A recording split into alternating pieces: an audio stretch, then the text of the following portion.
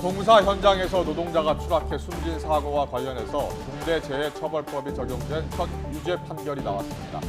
법원은 해당 건설 현장의 원청업체 건설사 대표에게 유죄를 인정하고 징역형의 집행유예를 선고했습니다.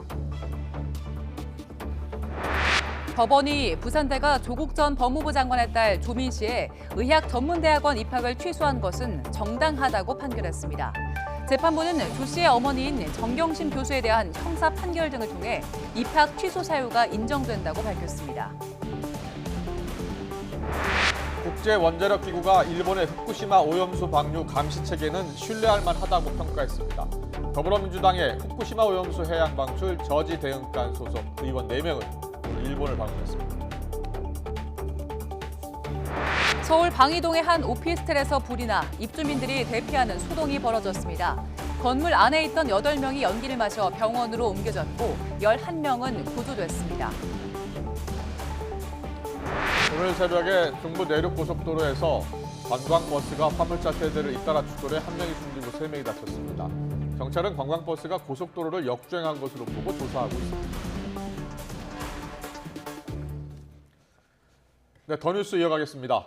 경기도 성남 분당 정자교가 무너져 2명의 사상자가 나온 가운데 탄천을 가로지르는 다른 교량의 80%도 붕괴 위험에서 자유롭지 않다는 성남시의 분석이 나왔습니다. 신상진 성남시장은 오늘 취재진과 만나 탄천을 지나는 교량의 80%에 해당하는 16개 다리의 보행 전용 도로 아래에 지지 버팀 다리가 없는 것으로 확인돼 상시 붕괴 위험이 있다고 판단했다고 밝혔습니다. 이어 현재 통제된 정자교와 불정교, 순회교가 균열 신고가 들어온 금곡교를 대상으로 정밀 안전 진단을 진행하고 있다고 설명했습니다. 정밀 안전 진단은 오는 12일까지 이어질 예정으로 신 시장은 진단이 끝날 때까지 교량 위아래 통행을 통제할 예정이라고 덧붙였습니다. 지난해 1월 시행된 중대재해처벌법 1호 판결에서 원청 대표이사에게 징역형의 집행유예가 선고됐습니다. 의정부 지방법원 고양지원은 중대재해처벌법 위반 혐의로 재판에 넘겨진 원청 A건설사 대표 정모 씨에게 징역 1년 6개월에 집행유예 3년을 선고했습니다. 또 원청 법인에도 벌금 3천만 원을 부과했습니다. 재판부는 업무상 의무를 일부만 이행했더라도 발생하지 않을 사고였다면서도 양측이 선고 전에 합의를 했고 유족이 처벌을 원치 않은 점을 고려했다고 양형 이유를 설명했습니다.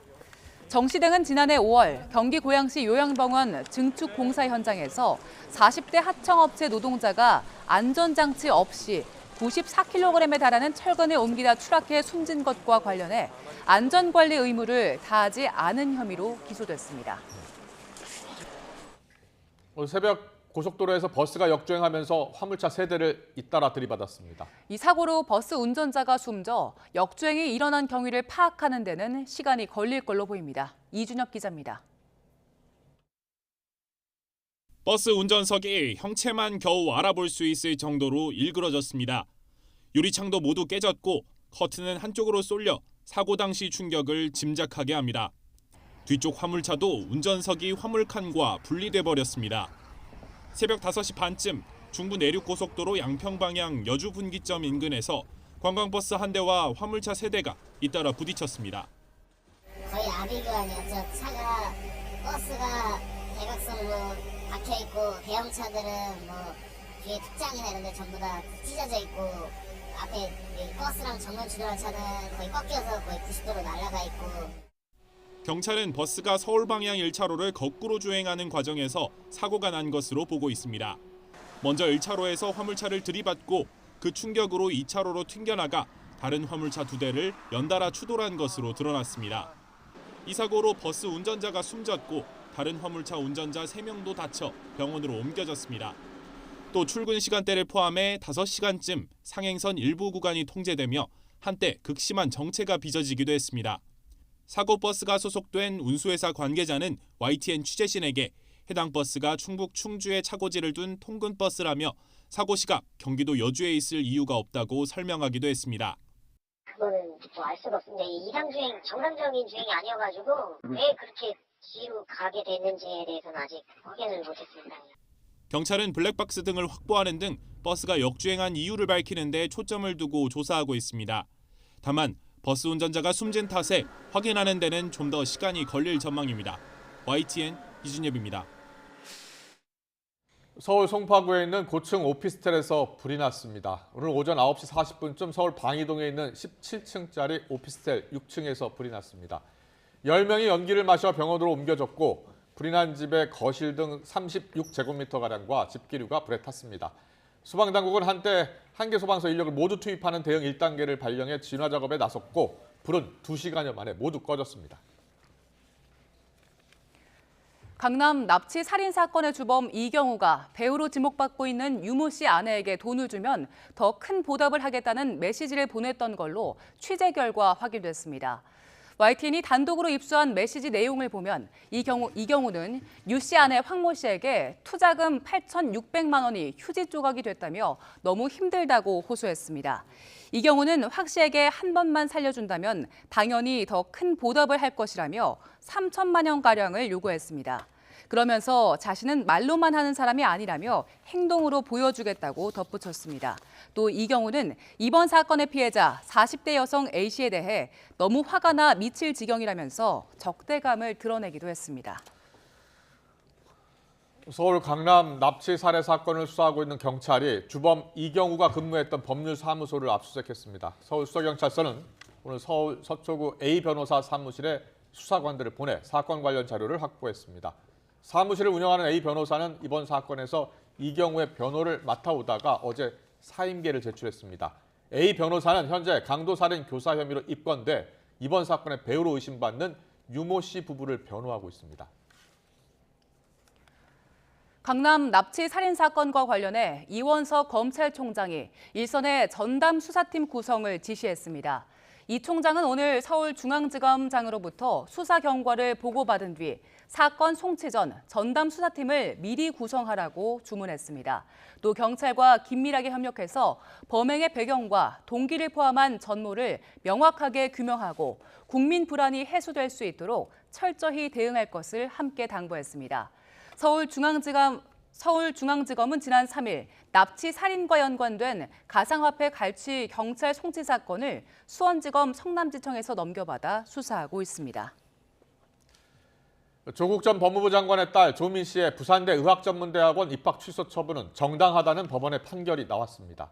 부산지법 행정 1부는 조 씨가 부산대를 상대로 낸 입학 취소 처분 취소 소송에서 조 씨의 청구를 기각했습니다. 재판부는 조 씨 어머니 정경심 교수에 대한 입시 비리 관련 재판을 통해서 관련 증거가 충분히 인정된다며 부산대가 재량권을 남용했다는 조 씨의 주장을 받아들이지 않았습니다. 정부와 여당이 어제 엄벌주의 강화에 중점을 둔 학교폭력 대책을 내놨습니다.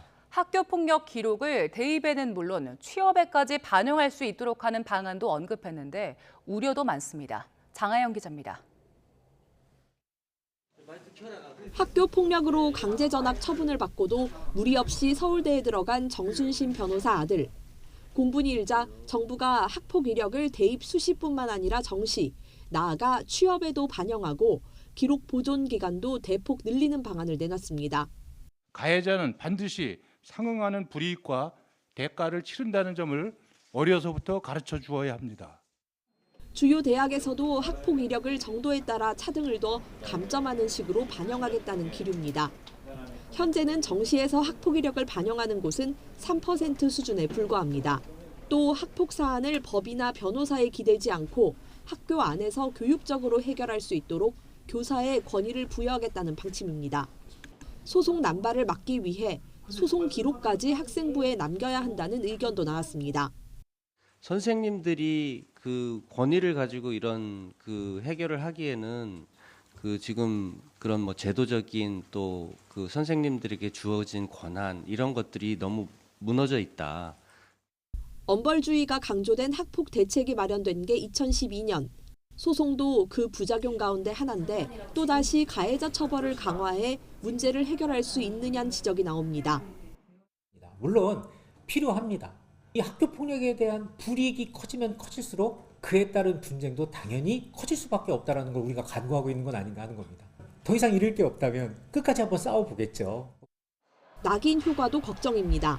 소년범도 범죄로 인한 처벌이 장래에 영향을 미치지 않도록 법으로 보호하고 있는데 학폭이 취업에까지 영향을 미치는 건 형평에 어긋난다는 겁니다. 그제서야 반성을 하게 되더라도 사라지지 않는 폭력의 기록은 꼬리표가 되어서 끝까지 따라다닐 것인데 피해 학생도 그것을 이해해 줄 수 있다면 그 상황에서는 기록을 남기지 않는 것이 정부는 중대한 사안과 경미한 사안을 구분해 엄벌주의와 교육적 해법을 병행하겠다는 큰 그림 아래 오는 14일 열리는 정순신 청문회 이후 종합 대책을 내놓겠다는 방침입니다. YTN 장하영입니다. 한식인 오늘 곳곳에 이슬비가 내리고 있는데요. 날씨가 부쩍 쌀쌀해졌습니다. 여기에 중국발 스모그까지 유입되면서 서쪽 지방은 초미세먼지 농도가 짙어지고 있는데요.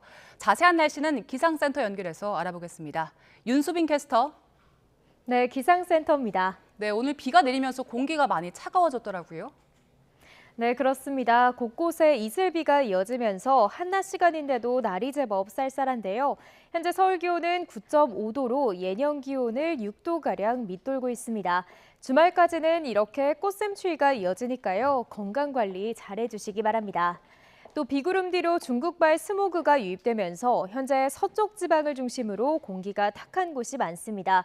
특히 충남과 전북지방은 초미세먼지 농도가 매우 나쁨 수준까지 치솟으면서 초미세먼지 경보가 내려졌는데요. 내일도 중서부와 전북지방은 대기질이 나쁨 수준을 유지하겠습니다. 내일은 전국 하늘에 구름이 많이 끼겠고요. 오전부터 오후 사이 중부지방에는 약한 빗방울이, 경기 동부와 영서에는 오후 한때 5mm 미만의 비가 조금 지나겠습니다. 내일 아침 기온은 오늘보다 1에서 4도가량 낮겠습니다. 내일 서울 아침 기온 7도, 대전 5도, 대구는 8도가 예상됩니다. 한낮에도 예년 기온을 1에서 3도가량 밑돌겠습니다. 내일 낮 기온 서울 15도, 대전과 광주 16도, 대구는 18도가 예상됩니다.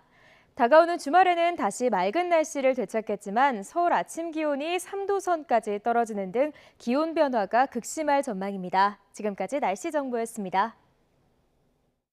YTN 김영주입니다.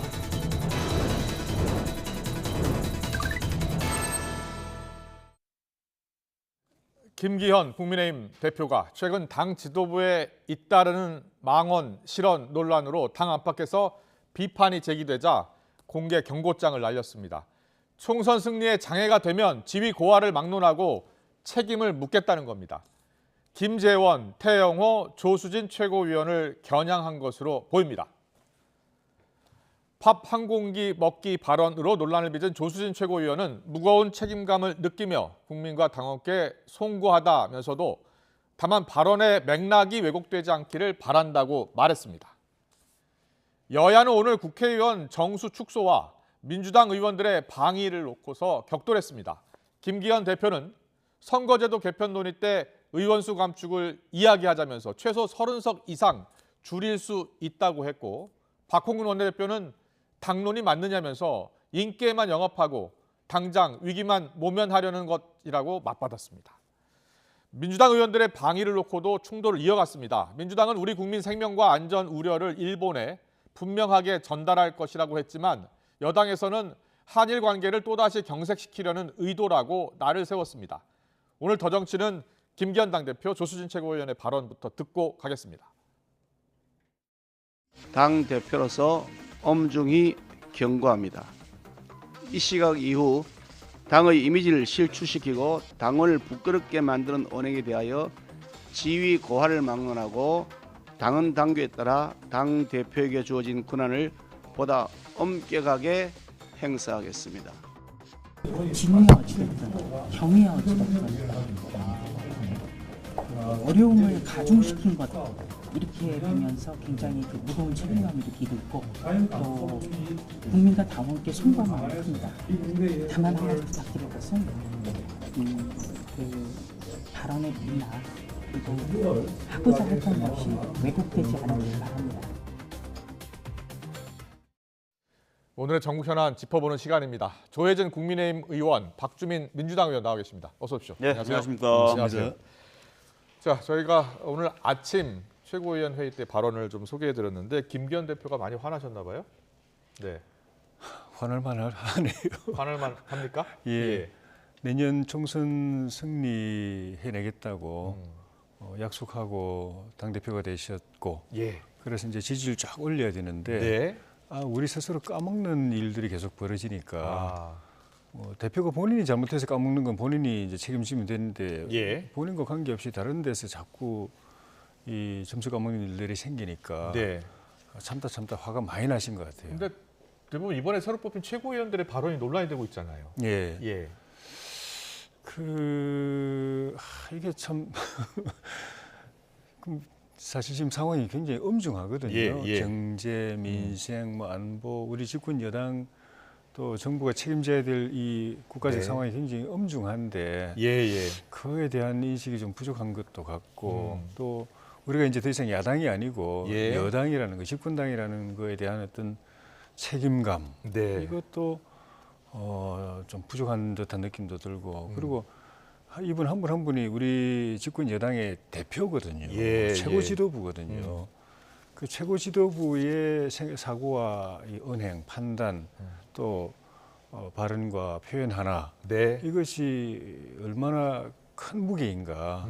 그 개인의 생각이나 개인의 표현으로 보지 않고 우리 네. 당을 대표하는 걸 보기 때문에 그에 대한 인식도 조금 부족한 것 같은 느낌 들고 조금 우리 모두가 좀 근신할 필요가 있을 것 같아요. 네. 잠시 뒤에 어떻게 해야 되는지 또 여쭤보고요. 박주민 의원께는요. 여당의 최고위원들의 발언들이 잇따라 지금 논란이 되고 또 네. 비판이 제기가 되고 있습니다. 네. 당 안팎에서. 자, 어떻게 보고 계세요? 뭐 예를 들어서 광주 5.18이나 예. 제주 4.3 김재원 최고위원의 발언. 이런 발언들을 새로운 어떤 현상으로 볼 수 있겠는가? 이건 계속해서 반복되어 왔던 겁니다. 그러니까 네. 국민의힘 의원들이나 또는 국민의힘 정치인들은 끊임없이 5.18, 4.3에 대한 폄훼 발언들을 해왔거든요. 예. 그것들을 이제 어떻게 보면 눌러왔던 건데 이제는 뭐 누르는 것조차도 하지 않는 듯한 모습을 보여주는 거라서 예. 이것은 새로운 현상이 아니라 계속 반복되었고 지속되었던 것이 다시 나타난 것에 그러면은 불과하다. 어떤 조치가 좀 필요하다고 보세요? 구체적으로? 확실히 뭐 체질 개선 또는 생각의 어떤 변화가 있어야 되겠죠. 근데 뭐 이런 식으로 매번 뭐 문제가 생길 때마다 뭐 주의만 준다거나 이런 걸로는 안 바뀌겠죠. 주의만 주는 것으로는 바뀌지 않을 것이다. 매번 문제가 되는 발언들 아니었느냐 네, 이렇게 비판해 맞습니다. 주셨는데 조혜진 의원님, 그 당 차원에서 윤리위 개최해서 뭐 책임을 묻겠다 이런 계획은 있는 겁니까? 당장 결정되거나 발표된 건 없습니다. 그런데 윤리위가 원래 그런 일을 하기 위해서 있는 기관이기 그렇죠. 때문에 예. 필요한 상황이 되면은 윤리위도 움직일 수 있을 것이라는 생각이 근데 들고. 윤리위가 지금 해체가 됐죠. 아직 구성 다시 해야 된다면서요. 다 사퇴했다면서요. 아마 뭐 예, 그렇다면 예. 그건 이제 전당대회를 통해서 지도부가 새로 구성됐기 때문에 그럴 수는 있는데 그 전에 당 대표가 먼저 일단 구두로 경고를 한 것 같아요. 네.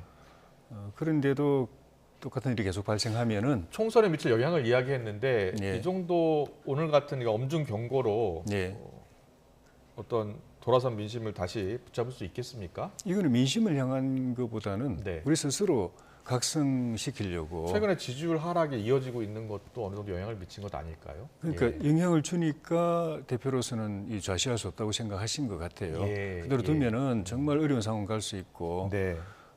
방금 말씀드린 대로 우리는 지금 당에 대한 신뢰와 지지를 더 올려야 내년 선거에서 제대로 한번 선거를 해볼 수 있는 상황인데 네. 까먹고 있다는 거는 이건 정말 개탄스러운 일이니까 네. 일단 이것부터 스톱시켜야 되겠다, 중단시켜야 되겠다. 그리고 거기서부터 다시 또 일어나야 되겠다는 생각으로 일단 경고를 하신 것 같고 네. 경고를 했는데도 똑같은 일이 반복되면 그다음에 뭔가 조치가 있을 것 같아요. 알겠습니다. 오늘 조응천 의원이 라디오 인터뷰에서 여야 모두 막론하고 여의도 전체가 좀 가볍고 경박스러워졌다. 당장의 이익만 쫓아서 현찰만 찾는 그런 정치를 하고 있다라고 비판을 하고 있더라고요. 그러니까 비단 5.18과 4.3뿐만이 아니라 여러 가지 여의도에서 나오는 의원들의 발언이 좀 경박한 측면이 있다라는 지적이에요.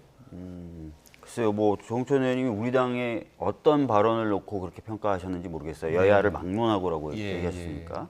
그래서 그 부분에 대해서는 제가 정확히 평가하기가 여의도 어렵고요. 전체가 이렇게 표현했습니다. 네, 여의도 전체가 그러니까 여야를 막론하고라는 표현이신데 예. 우리 당이 최근에 어떤 발언이나 행태에 대해서 그렇게 말씀하시는지는 제가 잘 모르겠고 예, 그래서 예. 조홍천 의원님 말씀에 대해서는 제가 뭐라고 말씀드리기가 어렵고 예. 최고위원들 국민의힘 최고위원들 발언에 대해서 제가 이제 한 가지 좀 예, 더 더 말씀해 덧붙이고 주시면 싶으면 해주세요. 예. 이게 아까 말씀드렸던 대로 4.3이나 5.18에 대한 반복적인 그런 예. 것일 뿐만 아니라 최근에 이제 국민의힘 의원들 보면은 저렇게까지 행동하나?라고 생각될 정도의 약간 오만함을 볼 수 있어요. 어떤 행동이었습니까? 말씀해 주세요. 얼마 전에 이제 본회의에서 한 분이 나와서 이제 발언하는데 거기에 대해서 문제 제기하는 야당 의원들의 발언이 있자 반사 이렇게 하거든요. 이게 사실은 제가 한 번도 본 적이 없습니다. 제가 국회의원 되기 전에도 그런 모습을 본 적이 없고, 그러니까 굉장히 좀 가볍죠. 예, 그러니까 이런 것들을 전반적으로 자꾸 보여지는 이유를 찾아보자면 이제 집권했겠다, 뭐 힘 있겠다, 약간 이런 것 때문에 이제 오만한 감정이 들지 않았나. 예. 저는 개인적으로 그 정천 의원님 발언에 오래전부터 공감을 해왔습니다. 오래전부터 공감해 오셨다고요? 정치가 예. 전반적으로 가벼워지고 예. 경박해지고 네. 미디어만 쫓아가고 한번 뭐라도 하는 발언 나오고 자기 얼굴 나오고 하는 것이 정치 자산으로 생각하고 네. 그 발언 나오고 얼굴 나오려면 자극적으로 발언해야 되고 상대방 그렇군요. 공격해야 되고 그런 예. 것들이 있는데 거기다 또 제도적 리스크도 있는 것 같아요. 제도적 여야 할 리스크가 것 뭐죠? 없이 예. 지도부를 구성하는데 이게 단일성 집단 지도체제니까 네. 당 대표 최고위원 따로 뽑거든요. 그러다 보니까 최고위원들이 형식상으로는 당의 지도부잖아요. 예. 얼굴이고 대표잖아요. 예. 근데 각 당에는 뭐 재선도 있지만 3선, 4선, 5선, 6선도 수두룩한데 네. 이런 식으로 뽑다 보니까 여야 할 것 없이 최고위원들이 대부분 다 초선 아니면 원외 위원장들이 해버려요. 그렇군요. 예. 그런데 그런 측면도 본인들은 있다는 그걸 인식을 말씀이시네요. 못하는데 국민들은 그 초선이다, 원외다 이렇게 생각 안 하고 4선, 5선, 6선까지 포함되어 있는 저 큰 정당의 대표라고 생각하거든요. 예. 그 모든 자기보다 훨씬 더 선배고 중량감 있는 의원들이 포진해 있는 그 당을 대표하고 있는 건데 두 분 다 다선 의원들이니까 더 잘 아시겠죠. 대표하고 예. 있는 건데 은행은 초선이나 원외라고 뭐 다 그런 예, 건 아니지만은 그렇게 되니까 그 여야 지도부에서 오히려 이런 설화나 막말 논란이 계속 벌어지는 게 그런 제도적 리스크. 당 차원에서 제도적 리스크 고쳐 나갈 필요가 있다는 말씀 해주셨는데 선거제도 개편 오늘 이야기 좀 해보겠습니다. 네. 다음 주에 이제 선거제도 이제 개편 전원회의가 있잖아요. 네, 있습니다. 근데 오늘 김변 대표가 의원 정수 축소 문제를 꺼내 들었습니다. 그러니까 논의해야 된다는 겁니다. 뭐 여론조사 해봤더니 논의해야 된다, 축소해야 한다라는 여론이 많다라는 이야기를 하면서 최소 30석 이상 줄일 수 있을 것 같다라고 했는데 제가 알기로는 다음 주에 논의하는 그런 여러 안 중에서 300명 이하로 줄이는 그 내용은 없었던 것으로 알고 있거든요. 예. 이게 갑작스러운 제안입니까? 어떤 제안입니까? 이 그게 제안? 이제 그 전원위원회에 올라와 있는 안들은 토론을 위한 예시안입니다. 아, 그렇군요. 그래서 예. 처음에는 뭐 50명 정원안도 올라갔다가 다시 이제 최종적으로는 그냥 300명 기준으로 그렇죠. 한다고 돼 있는데 그게 300명으로 못 박는다는 게 아니고 예. 예를 들어 민주당 의원님들 가운데는 선거법 개정 법안에 300명 이상으로 늘리는 330명, 350명, 70명 이렇게 늘리는 법안을 제출하신 분들도 계신데 그분들은 아마 전원위원회 때 되면은 늘려야 될 필요성에 대해서 이야기하실 거예요. 네. 근데 저희는 법안은 제출하지 않았지만 예를 들면 이양수 정개특위 간사를 중심으로 해서 270명으로 줄이는 안을 계속 준비를 해왔습니다. 아, 그렇습니까? 예, 아직 제출 안 했는데. 아, 일부 의원들은 그런 생각을 하고 있다는 겁니까? 예를 들면은 조경태 의원님 같은 경우는 아예 공개적으로 그렇죠. 200명 줄이라고 지금 주장을 하고 계속 주장하고 오늘 있거든요. 박홍근 원내대표가 이 이야기를 듣고서 이게 당론인지 한번 확실히 얘기를 해달라고 하는데 당론은 아닌 거죠. 당론은 아니죠. 예. 그러니까 반대하는 의원도 있을 수 있고요. 그렇죠. 그러니까 예. 공식적으로 논의하거나 또는 의총에서 당론으로 정한 건 아닌데 네. 대체로 이야기해 보면 저희 당의 의원 정수에 관한 저희 당 내부의 기류는 다수 의원님들이 그냥 현행 동결, 300명 동결 아니면 줄이는 쪽에 의견이 많아 놓으니까 알겠습니다. 대표가 그걸 아마 반영해서 민주당이나 말씀하신 것 야당 같아요. 의원 이야기 좀 들어봐야 될 것 같은데 네. 민주당 의원들 대부분의 생각은 어떻습니까? 물론 다 다르겠습니다만 예. 네, 뭐 여러 가지 생각이 있을 수는 있겠습니다. 근데 저 같은 경우에 이런 생각을 좀 가지고 있는데요.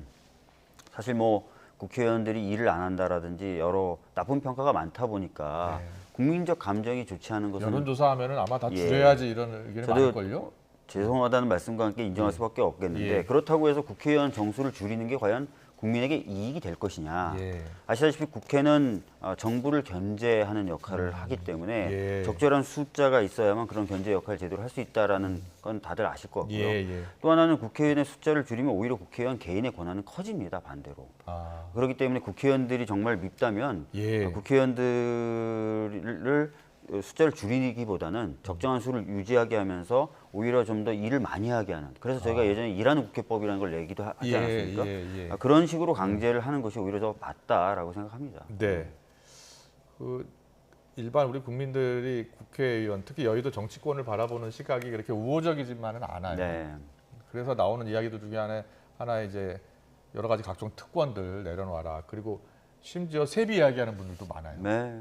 세비가 너무 많다, 좀 줄여야 되지 않느냐. 그런데 여야 의원들이 그 부분에 대해서는 딱 서로 힘을 합쳐서 올릴 때만 주로 이제 의견을 같이 하시더라고요. 혹시 세비 관련해서는 이야기 혹시 나눈 적이 있습니까? 저는 20대 국회 때 선거제 개편안을 그때도 발의했었습니다. 네, 이번에도 발의했는데 이번하고 좀 다른 형태의 안을 발의했었었는데 네. 그때는 이제 저도 당연히 이제 세비도 깎아가면서 왜냐하면 정수가 좀 늘어나야 이제 비례성이 되니까 세비를 깎으면서 정수를 늘리자라고 얘기했고 네. 만약에 비례성이 높은 선거제도로 가기 위해서 네. 의원 정수가 늘어나는 것이 필요하다면 얼마든지 저는 뭐 세비 깎는 거 뭐 상관없다고 생각합니다. 그렇군요. 예, 조혜진 의원님 짧게 세비 깎는 거, 필요하다고 보시나요?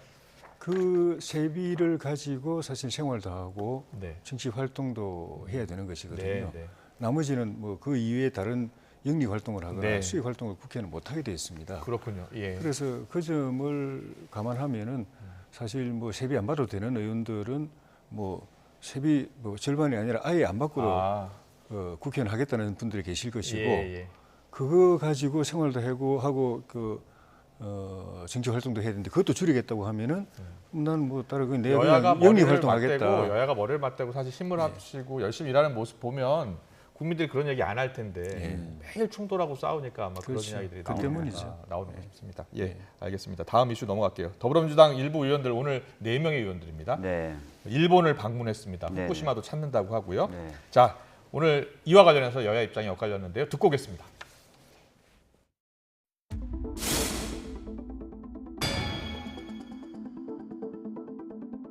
후쿠시마 원전 오염수 방류에 대한 국민적 우려가 매우 깊습니다. 국민의 생명과 직결되는 문제이니 IAEA에 맡겨놓을 것이 아니라 객관적으로 한국 정부가 검토해서 안전한지 안 한지를 분명하게 밝혀야 될 거라고 생각이 되었습니다. 그 자료들을 요청하고 그 어떤 유의미한 일정도 잡지 못하고 대한민국 제1야당 의원들이 일본까지 가서 반일 퍼포먼스나 하게 생겼습니다.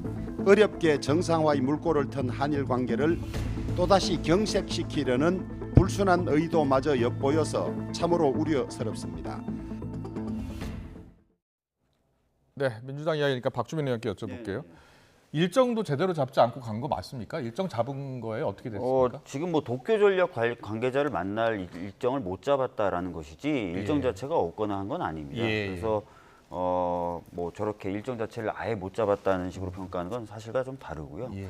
그다음에 이제 한일 관계를 경색시킬 수 있다라고 얘기하는데 원칙적으로 만약에 국민 건강에 해가 된다면 당연히 문제 제기해야 되는 부분입니다. 뭐 그것 때문에 만약에 한일 관계가 일부 경색된다 하더라도 국민 건강이 걸려 있는 국민이 우선이니까요. 당연히 문제 제기할 수 있는 거고 특히 이번에 이제 한일 정상회담에서 정부도 그 얘기하지 않습니까?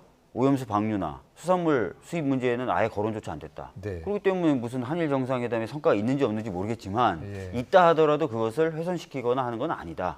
그래서 저렇게 얘기하시는 건 오히려 여당이 도대체 오염수 방류나 이런 거에 대한 어떤 입장을 갖고 있는지 오히려 궁금하다. 지도부 차원에서 적극적으로 지금 가서 이야기하라는 거죠? 아니 저는 뭐 여러 차원에서 또는 여러 경로로 이 오염수 방류 문제에 대해서는 의견 표명을 해야 되는 거고 국민의힘이나 정부도 진짜 국민의 건강을 책임지는 입장이 아니겠습니까? 그럼 여러 가지 경로로 타진도 해보고 확인도 하고 문제 제기도 해야죠. 민주당에서 일본을 방문하는 것에 대해서 지금 들으신 것처럼 조영 원내대표가 강하게 비판을 하더라고요. 일본 가서 반일 퍼포먼스 하는 것 아니냐 이런 식으로요. 그런데 이제 민주당 이야기 들어보면 가서 우리 국민들의 건강에 대한 우려를 일본에 정확히 전달할 필요가 있지 않느냐라는 생각이에요. 어떻게 생각하세요? 그 우려를 일본이 모를까요? 매일 뉴스 나가고 있는데 꼭 이야기해야 일본이 알까요? 예. 저는 민주당이긴 하지만 동료 의원들이기 때문에 네. 좀 그렇긴 하지만 저런 거 안 했으면 좋겠어요. 예. IAEA에 대해서는 분명히 그 이전에 민주당 정부 때, 문재인 정부 때는 오히려 정의용 외교부 장관이 IAEA에서 결정하면 우리가 그 막을 방법이 없다라고까지 이야기했는데 예. 지금 우리 저 유승근 의원님은 IAEA에 대해 맡겨둘 게 아니라고 하는데 맡겨둔 게 아니에요. 예. IAEA 자체가 물론 우리나라보다도 전 세계 유사한 국가들보다도 가장 탑에 있는 그 원자력 기구이기도 하고 권위 있는 기구이기도 하지만 네. 거기에 조사에 또 세계의 그 주요 국가들이 11개 국가들이 조사에 참여하고 있어요. 네. 우리도 거기 참여하고 있어요. 예. 같이 조사하고 있어요. 맡겨둔 게 아니고. 네. 그리고 마치 저렇게 말하면은 두 가지 IAEA라는 데가 어떤 짓을 할지 모르니까 믿을 수 없다 이런 뉘앙스가 있고 두 번째 우리는 그 참여 안 하고 그냥 맡기만 놓고 그냥 방치하고 있다 이런 뉘앙스가 있는데 둘 다 아니잖아요. 예. 그리고 수산물 같은 경우는 수입 안 한다고 이야기했는데 네. 그 나중에 가서 만약에 거짓말 한 게 되고 그 안 한다고 해놓고 수입하면 그때 네. 가서 문제 제기하면 되는데 안 한다고 이야기했고 아무것도 예. 진행되고 있는 게 없는데 예. 굳이 가서 이야기하고 가서 만나주지도 않잖아요 또. 만나주지도 않잖아요. 네. 협의 뭔가 문제를 해결하려고 한다면은 가서 만날 수 있는 스케줄을 지금 방일 일정을 일단 민주당에서 우리 취재진에 전한 방일 일정을 보면 오늘 도쿄전력을 방문하는 일정은 있어요. 근데 이제 관계자는 아직 만나는 것은 확정되지 않았고요. 방문해서 입장을 전달하는 것까지는 확정이 됐는데 관계자를 직접 만나는지 부분은 아직 미정인 것으로. 예. 한일 의원들도 만나달라고 그랬는데 한일 의원연맹 일본 의원들 안 만난다고 그러잖아요. 예. 저걸 보면은 일본의 극우 의원들 몇치가 네. 몇 년 전에 독도 방문해서 퍼포먼스 하겠다고 하는 걸 네. 우리가 못하게 하니까 공항 예. 억지로 비행기표 사가지고 우리 공항 인천공항 와가지고 농성하고 사진 찍고 돌아가고 일본서 선전하고 네. 그거하고 뭐가 다릅니까? 일단 우리 도쿄 특파원 취재팀이 취재를 한다고 했으니까요. 한 일정을 어떻게 소화하는지 좀 지켜보고서 이야기 더 나누겠습니다. 다음 이슈 넘어가겠습니다. 민주당에서는요. 안민석 의원의 발언이 좀 파장을 일으키고 있는데 구체적으로 안민석 의원이 어떤 말을 했고 또 여기에 대해서 오늘 이철규 사무총장이 어떻게 이야기했는지 듣고 오겠습니다.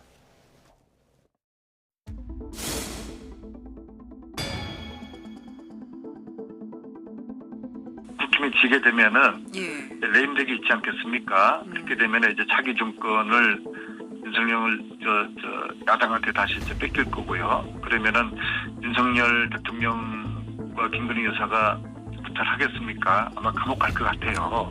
이제 그런 시나리오를 두려워하는 거 알겠어요. 그것이 바로 막말 퍼레이드죠. 그분이 하시는 말씀이 지금까지 한두 번이었습니까? 정치인은 특히나 중진 의원들은 여야를 막론하고 언행에 이 신중을 기해야 됩니다. 지금까지 온갖 거짓말로 국민들을 혼란케 하고 또 분노케 하신 분이 바로 그분 아닙니까? 그분의 네, 이 발언을 놓고 이제 국민의힘에서는 돈업은 협박 아니냐 이런 강도 높은 비판을 하고 일부 의원들, 이상민 의원은 잘하기 경쟁해야 하는데 못난이 경쟁하고 있다라는 또 비판을 하셨습니다. 박주민 의원께서는 어떻게 들으셨어요? 예. 제가 뭐 정확히 어떤 질문에 저런 말씀하셨는지는 확인을 미처 못했습니다. 그래서 뭐 정확히 평가하기는 어려운데 아마도 이제 그 윤석열 대통령 취임 초부터 측근과 또 여러 가지 관계자들에 대한 구설이 있었지 않습니까?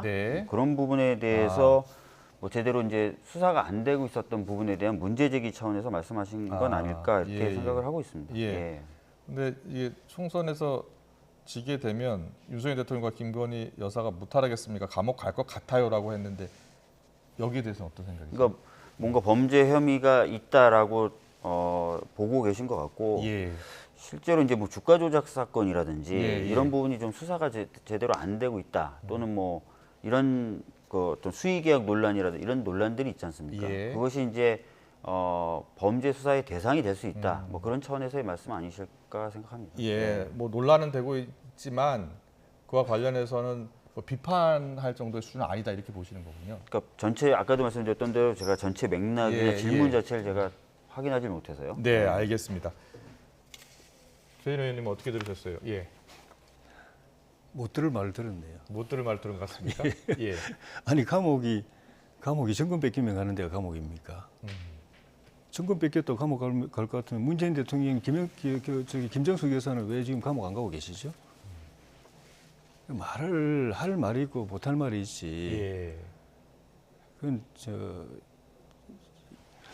좀 전에 우리 이제 지적도 있었지만은 뭐 여야 어느 의원 할 것 없이 국민들이 오히려 막 그냥 서로 다투거나 뭐 이렇게 싸우거나 해도 화해시키고 화합시켜야 될 게 국회의원들의 역할이고 정치인들의 역할이고 그 중에 중진 의원들의 역할인데 우리가 나서 가지고 더 삿대질하고 손가락질하고 저주하고 싸움 붙이고 분열하고 갈라놓고 이러니까 나라가 이 모양이죠. 오늘 송갑석 의원은 같은 동료 의원입니다만 매우 부적절하다. 도대체 이런 말을 왜 했는지 모르겠다라는 그런 인터뷰 내용도 있었습니다. 알겠습니다. 오늘 노웅래 의원 관련해서도 어제 좀 논란이 된 사진이 있었는데요. 노웅래 의원이 국회 본회의장에서 자신의 사건 담당 판사에 대해서 수소문하는 그런 장면이 포착이 됐습니다. 그러니까 이제 노웅래 의원이 담당 판사가 누구인지 혹시 아느냐? 지금 잠깐 보여주실래요? 네, 저렇게 물어본 겁니다. 박범계 의원이 답을 한 것으로 나오더라고요. 근데 이제 국회의원들이 이제 물론 노웅래 의원은 이제 기소가 됐기 때문에 재판을 받아야 되기 때문에 재판관이 누구인지 좀 아느냐고 물어본 것 같아요. 저는 사실 굉장히 아쉽죠. 저런 식으로 대응하시는 게 과연 맞을까. 특히 제가 전해 들은 바로는 담당 변호인으로 변호사를 전에 저희가 탄핵했던 판사 출신의 변호사를 선임하신 것으로 전해 들었어요. 확인이 좀 필요하지만 그런 부분은 저희들이 매우 아쉽다고 말씀드릴 수밖에 없어요. 그렇군요. 그래서 이런 부분 좀 당당하지 못한 모습 아닐까 그런 생각이 듭니다. 당당하지 못한 모습 같다 이렇게 지적을 해주셨네요. 요거는 뭐 여러 가지 맥락이 있겠지만 요 근래에 변화된 이 법원이 그 풍토하고도 관계가 있는 것 같아요. 법원의 풍토하고 옛날에는 법원이 이제 대부분을 중심으로 해서 판례라든가 이런 게 일관성이 있었는데 요즘은 판사들 개성이 굉장히 강합니다. 자기 개성도 많이 드러내고 정치적 성향도 드러내고 뭐 튀는 판결도 뭐 예사로 나오고 그러니까 그냥 법원의 일반적인 이 그 판례라든가 이 흐름만 봐서는 안 되고 개인이 뭐 어떤 성향을 가졌는가 또 뭐를 중시하는가 형을 많이 주는 판사냐 뭐 적게 주는 판사냐 이런 온갖 걸 다 살펴야 되는 상황이 됐는데 만약에 이제 노웅래 의원님이 그걸 이제 찾아가지고 개인적으로 뭐 인맥을 통해서 로비를 하려고 생각했다면 그건 잘못된 거지만 그 판사의 이제 심리하고 판결하는 성향을 정확하게 파악해서 그걸 대응할 때 그게 포인트 맞춰서 대응이 효과적이니까 그런 뭐 맥락이라면 그걸 크게 탓할 일은 아니라고 봅니다. 네, 알겠습니다. 좀 더 맥락을 들여다볼 필요도 있다라는 말씀 해주셨네요. 알겠습니다. 오늘 말씀은 여기까지 듣겠습니다. 잘 들었습니다. 조혜진 의원, 또 박주민 의원과 함께했습니다. 고맙습니다.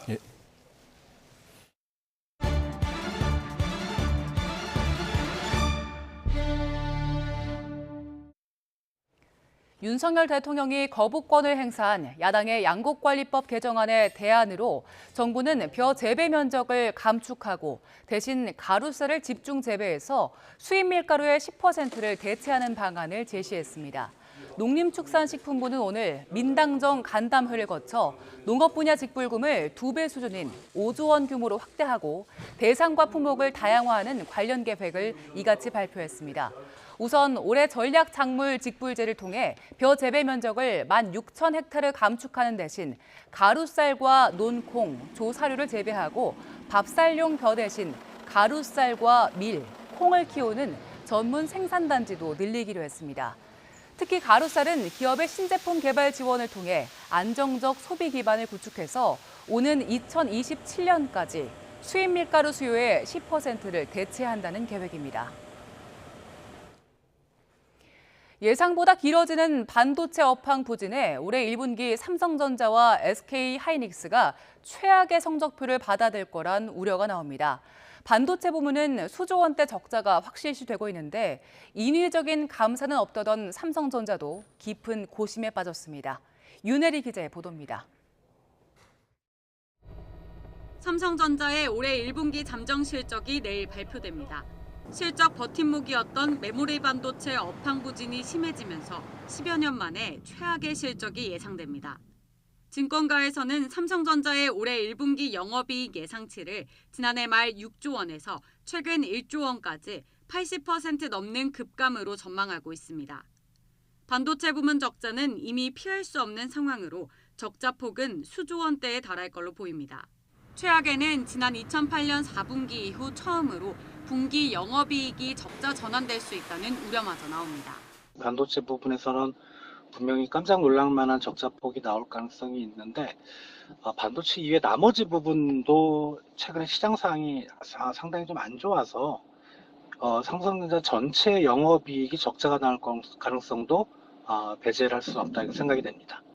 이번 달 말 실적 발표를 앞둔 SK 하이닉스의 상황은 더 심각합니다.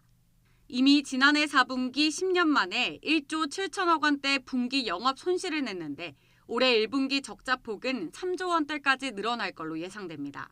SK 하이닉스는 설비 투자를 지난해 절반 수준으로 줄이고 감산을 통해 반도체 보릿고개 버티기에 돌입했습니다. 최근에는 운영 자금을 조달하기 위해 2조 원 규모의 해외 교환 사채를 발행하기도 했습니다. 경기 침체 분위기에 반도체 수요 회복이 예상보다 더뎌지는 가운데 인위적 감산은 없다던 삼성전자 기조에도 변화가 있을지 주목됩니다. YTN 윤혜리입니다. 이르면 연말부터 온라인 보험 상품 비교 추천 서비스가 시작됩니다. 금융위원회는 보험 소비자의 편익을 높이고 보험업권 경쟁을 촉진하기 위한 플랫폼의 보험 상품 취급 시범 운영 방안을 마련했다고 밝혔습니다. 앞으로 소비자는 온라인 플랫폼에서 여러 보험회사의 상품을 비교하고 본인에게 가장 적합한 상품을 추천받아 보험사 홈페이지에서 쉽게 가입할 수 있습니다. 기존 보험 모집 채널과의 조화를 위해 플랫폼의 업무 범위는 보험 상품을 비교 추천해서 보험회사에 연결해주는 업무로 제한되고 범위도 온라인 상품에만 비교 추천이 허용됩니다. 금융위는 관련 절차를 거쳐 이르면 올해 말부터 서비스를 출시할 방침입니다. 근로시간 유연화와 관련해서 현 정부는 노동자의 선택권을 강조하며 여전히 추진하겠다는 뜻을 밝히고 있습니다. 현재까지는 주 60시간 상한선이 언급된 상태인데 YTN 취재진이 확보한 노동부의 공식 자료를 보면 현행 주 52시간 이상만 일을 해도 산업재해를 당할 위험성이 급증하는 걸로 확인됐습니다. 김철희 기자의 보도입니다. 지난달 주 69시간제로 불리는 노동시간 개편에 대한 반발이 커지자 윤석열 대통령이 직접 진화에 나섰습니다. 과도한 노동은 노동자들의 건강에 위험할 수 있다며 재검토를 지시한 겁니다. 주당 60시간 이상의 근무는 건강보호 차원에서 무리라고 하는 생각은 변함이 없습니다. 대통령실과 주무부처인 고용노동부 사이에서 혼선이 계속되다가 대통령이 주 60시간이라는 일종의 상한선을 제시한 셈입니다. 그렇다면 주 60시간까진 괜찮을까?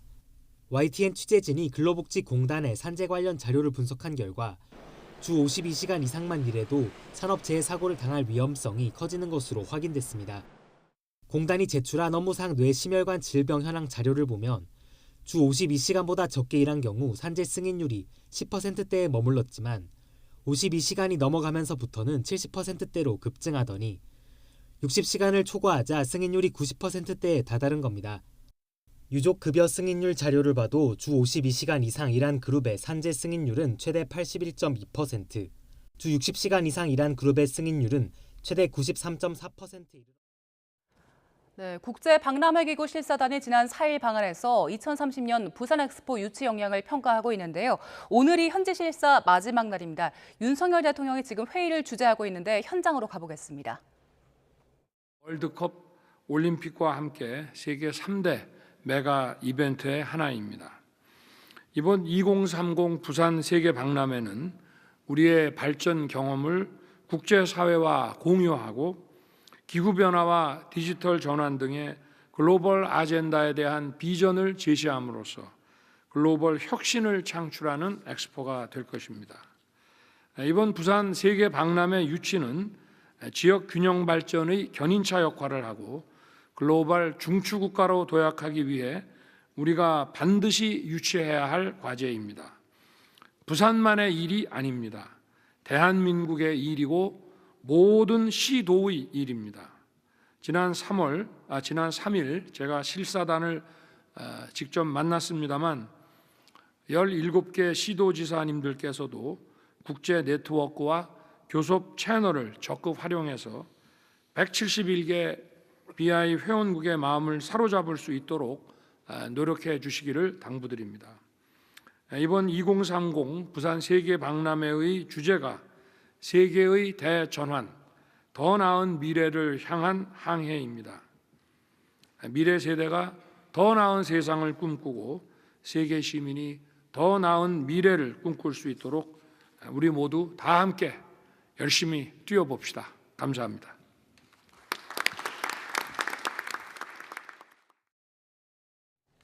네, 오늘 윤석열 대통령 2030년 부산 엑스포 유치위에서 중앙지방정부가 원팀으로 역량을 모으자 이런 취지의 당부의 이야기가 있었습니다. 네, 이슈를 더 쉽게 전해드리는 더 뉴스, 내일은 더 준비하겠습니다. 네, 잠시 뒤에는 뉴스큐가 방송됩니다. 시청해주신 여러분 고맙습니다.